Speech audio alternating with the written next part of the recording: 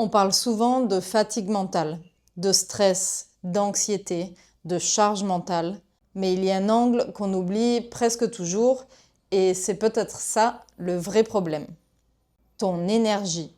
Dans cette vidéo, je vais t'expliquer concrètement ce qu'est l'énergie et comment elle impacte directement ton mental.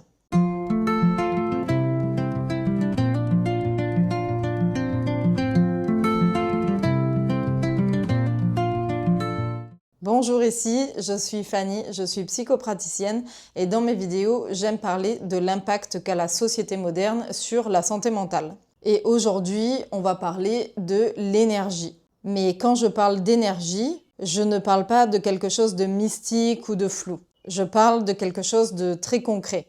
L'énergie, c'est ta capacité à être présent, à ressentir, à agir.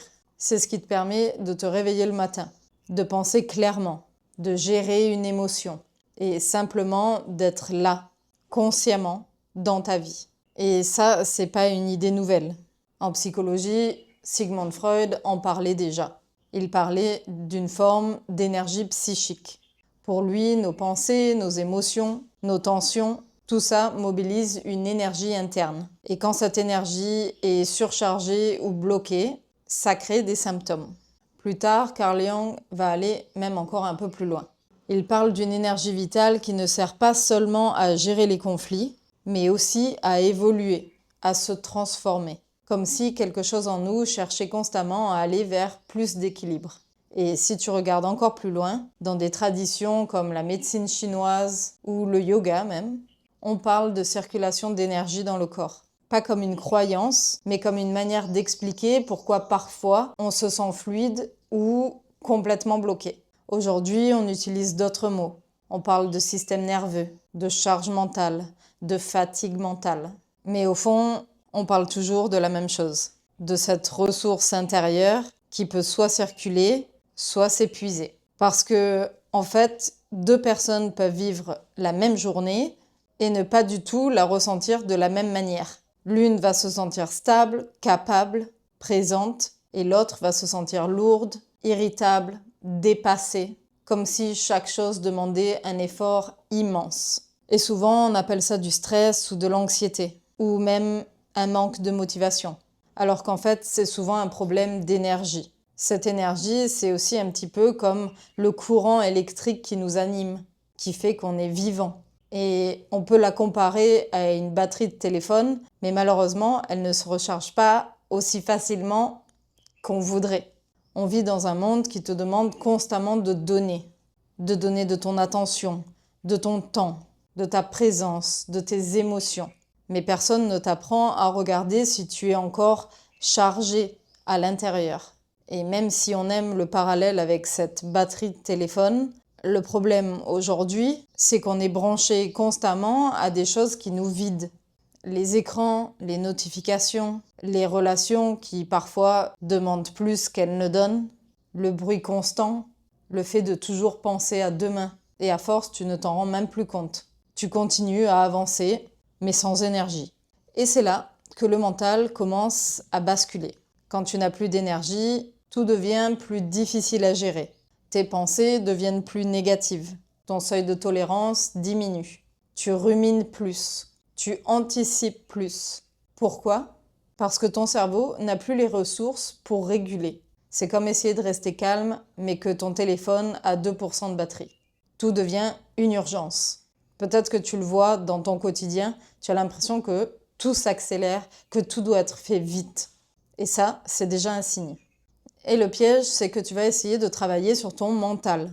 Penser différemment, te raisonner, te remotiver. Mais si ton énergie est vide, ça ne tient pas. Tu peux comprendre les choses, les raisonner, mais tu n'arrives pas à les incarner. Et il y a quelque chose d'encore plus subtil. Quand ton énergie est basse, ta perception de la réalité change. Tu vois plus de problèmes, moins de solutions, moins de beauté aussi. Le monde devient plus lourd. Alors que c'est pas forcément ta vie qui a changé, mais juste ton état interne. Et il y a quelque chose d'encore plus concret, c'est que ton corps influence directement ton énergie. Ta posture, ta respiration, la façon dont tu te tiens, dont tu t'actives, Quand tu es fermé, épaules en avant, regard vers le bas, respiration courte, alors ton énergie descend.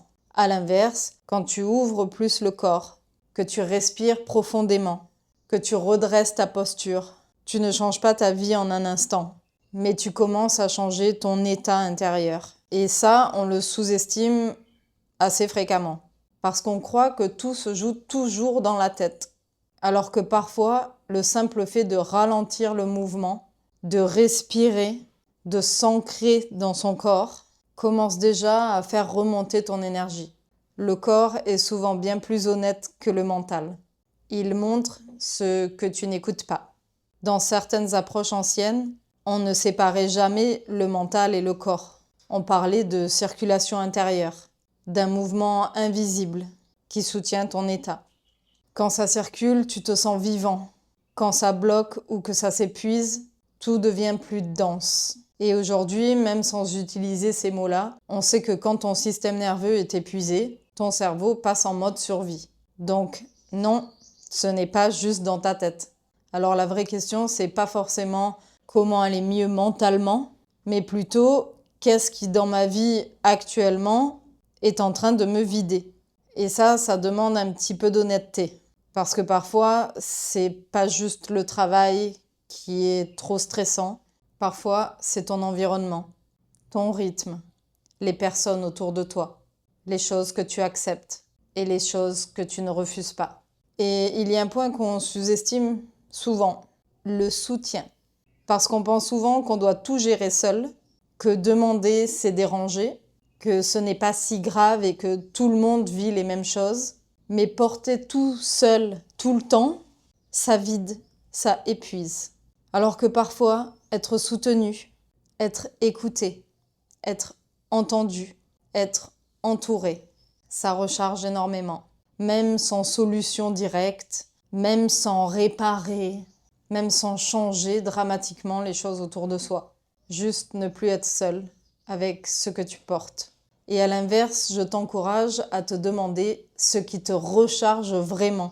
Pas ce qui te distrait, pas ce qui t'anesthésie, mais ce qui te reconnecte vraiment avec ton énergie. Qu'est-ce qui t'aide? Qu'est-ce qui te recharge? Qu'est-ce qui te fait te sentir vivant?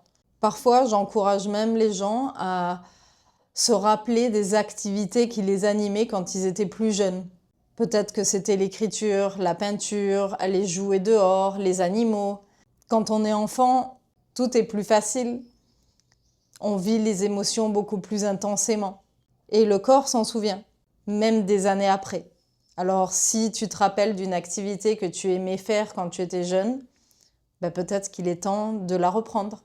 Et puis, il y a toutes les choses simples de la vie qu'on oublie de regarder, mais qui font parfois un bien fou. Remonter son énergie, ce n'est pas faire plus, c'est enlever le poids de ce qui nous pèse au quotidien, même un tout petit peu. Enlever le bruit, enlever la surcharge, enlever ce qui n'est pas aligné et recréer de l'espace. Parce qu'au fond, ton énergie, c'est ton filtre. C'est à travers elle que tu vis ta vie. Et tant que tu ne la regardes pas en face, tu vas continuer d'essayer de réparer ton mental, alors que la racine est ailleurs. Alors si ces derniers temps, tu pensais que quelque chose n'allait pas, peut-être que cette vidéo va t'éclairer et te donner des pistes pour reprendre la main sur ton énergie et comment tu traverses le monde. Et si c'était simplement ton énergie qui te faisait passer un message. Merci d'être resté jusqu'à la fin. Si cette vidéo t'a plu, laisse-moi un like, un commentaire, ça fait toujours plaisir. Ça m'aide à faire grandir cette toute petite chaîne et à aider le plus de monde possible. C'est gratuit et ça fait plaisir. Je te laisse avec 2 autres vidéos juste après ça. On se retrouve dimanche prochain à 18h heure française. En attendant, prends soin de toi, comme toujours.